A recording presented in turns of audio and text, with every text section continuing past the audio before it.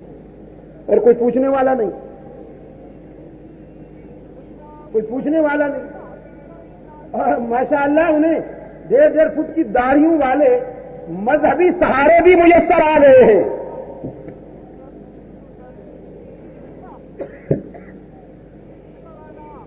میرا نوجوان یقین کیجئے مظلوم ہے، مجھے اس سے ہمدردی ہے، اور میں اپنے علماء سے کہا کرتا ہوں ان نوجوانوں پر فتوے نہ لگایا کرو،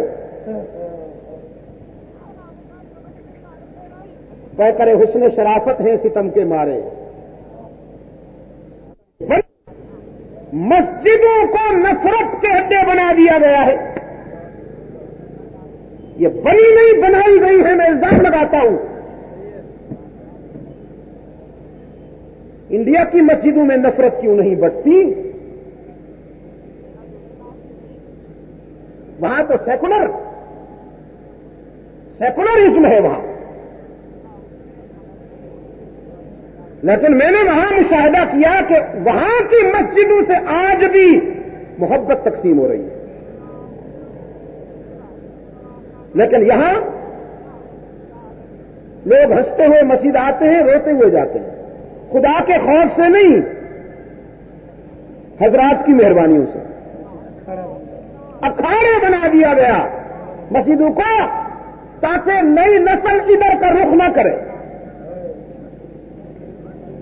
کہ صاحب یہ مولوی تو آپس میں لڑ رہے ہیں، ہم مسجدوں میں کیسے جائیں؟ مسجدوں کو نفرت کے اڈے بنا دیا گیا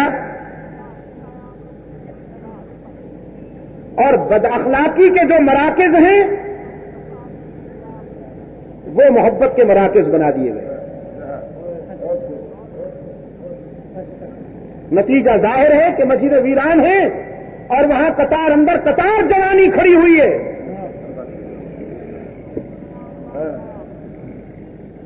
زہر کو میٹھا لگا دیا گیا۔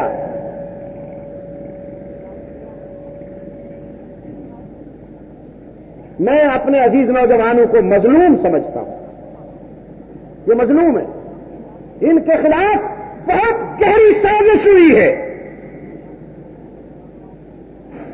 لیکن انشاءاللہ وہ وقت قریب ہے۔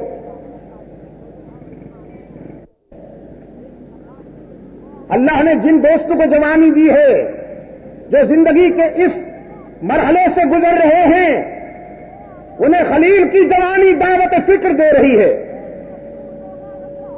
کہ اپنا شباب اور اپنی قوت کو باطل کے نقوش مٹانے میں اور سچائی کا پرچم بلند کرنے میں خرچ کرو، شعلوں میں کودے اس کی مرضی کے لیے، اس کی مشیت پر وطن چھوڑا، امتثال امر الہی میں اہلیہ اور لخت جگر کو ویرانے میں بٹھایا۔